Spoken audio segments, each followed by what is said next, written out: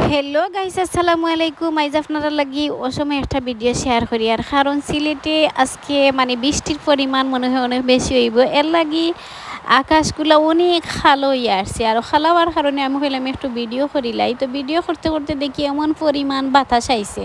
আর বাতাসের কারণে আমার আর একটু বেশি চিন্তা লাগছে, কারণ পশু পাখি যারা গাছের মগডালও বইয়া থাকে তারা এখন এই বাতাসের সময় হয়ে যাইব। তো ও বাতাসের কারণে আর বৃষ্টির কারণে অনেক পাখি মারা যাইতে পারে। এদিকে আমার বিড়ালে কান্নাকাটি করে রুমের মেঝে যাওয়ার লাগিয়া। আর আমি আমার বারান্দার দেওয়ালের উপরে উঠি আপনার লাগি ও ভিডিওটা তুলিয়া শেয়ার করলাম। দেখেন কি পরিমাণ অন্ধকার হয়েছে আর কি পরিমাণ বাতাস। আর আমি ভিডিও করার থাকতেও দেখি এমন পরিমাণ বৃষ্টি আইছে, বয়ে তো আর যান শেষ কিতা করমু। তারপরে একটু ভিডিও করিয়া রুমও ঢুকে গেলাম দিয়া।